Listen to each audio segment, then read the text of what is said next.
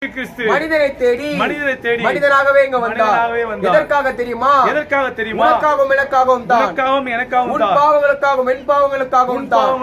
என் பாவங்களுக்கும் உன் அக்கிரமத்துக்காகவும் என் அக்கிரமத்துக்காகவும் தான். என்னுடைய அக்கிரமங்களுக்காகவும் உன் வியாதிகளுக்காகவும் என்னுடைய வியாதிகளுக்காகவும் வியாதிகளும் என்னுடைய வியாதிகளுக்கும் உன்னுடைய நோய்க்காகவும் என்னுடைய நோய்களுக்காகவும் நோய்களுக்காகவும் என்னுடைய நோய்களுக்காகவும் பாவமே அறியாத இயேசு கிறிஸ்து பாவம் அறியாத நசரேய இயேசு கிறிஸ்து அந்த கல்வாரி சிலுவையிலே உனக்காகவும் எனக்காகவும் எனக்காகவும் அடிக்கப்பட்டார். அவர் உடம்பு முழுவதும் நார் நாராக கிழிக்கப்பட்டது. இன்றைக்கு நம் கூட பிறந்தவர்கள் கூட நமக்காக தன்னுடைய ஜீவனை கொடுக்க மாட்டார்கள். ஆனால் யாருன்னே தெரியாத இயேசு கிறிஸ்து யாருன்னு என்று தெரியாத சொல்லுவார். உன்னையும் என்னையும் யாரும் தெரியாத இயேசு கிறிஸ்து என்னையும் யாரும் தெரியாத இயேசு கிறிஸ்து உனக்காக எனக்காகவும் விலையேற பெற்ற ஜீவனை கொடுத்தார். ஜீவனை கொடுத்தது மாத்திரமல்லாமல் பாவத்திலிருந்து உனக்கு ஒரு விடுதலை, சாபத்திலிருந்து உனக்கு ஒரு விடுதலை, வியாதியிலிருந்து உனக்கு ஒரு விடுதலை, வறுமையிலிருந்து ஒரு விடுதலை இயேசு கிறிஸ்து கொடுத்தார். அன்றைக்கு இயேசு கிறிஸ்து மரிக்கவில்லை என்றால் நீயும் நானும் சுதந்திரமாக இருந்திருக்க முடியாது. அன்றைக்கு இயேசு கிறிஸ்து மரிக்கவில்லை என்றால் நீயும் நானும் நன்றாக வேலை செய்ய முடியாது. அன்றைக்கு இயேசு கிறிஸ்து மரிக்கவில்லை என்றால் நீயும் நானும் 3 வேளை சாப்பிட்டு இருக்க முடியாது. அன்றைக்கு இயேசு கிறிஸ்து மரிக்கவில்லை என்று சொன்னால் நம் வாழ்க்கை ஒரு இருளாக இருந்திருக்கும்.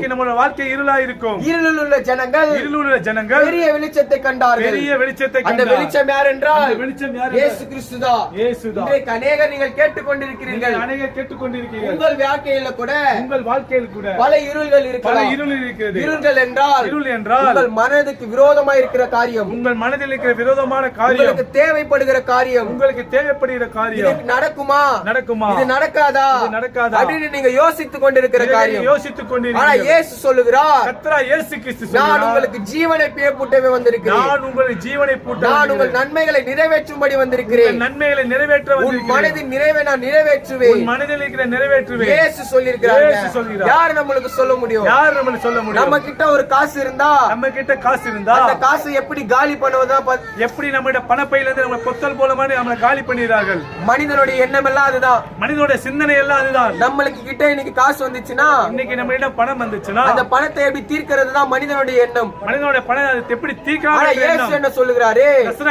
உனக்கு நான் ஜீவனை புட்ட வந்திருக்கிறேன். உனக்கு ஜீவனை பூட்ட இந்த உலகத்துல எப்படி வேணா வாழலாம், எப்படி வேணா வாழ்ந்துட்டு மரித்து போகலாம் என்று நினைக்காதீங்க. ஆனா மரித்த பிறகுதான் ஒரு உண்மையான வாழ்க்கை நம் கண்களுக்கு முன்பாக தெரியப்படும்.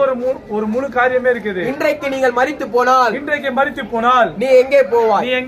இயேசு கிறிஸ்து 2 ஸ்தலத்தை ஆயத்தப்படுத்தியிருக்கிறார். ஒன்று பரலோக ராஜ்யம், இன்னொன்று அழியாத நித்திய நரகம். பாவத்தை செய்கிறவன் நரகத்தில் பங்கடைவான்.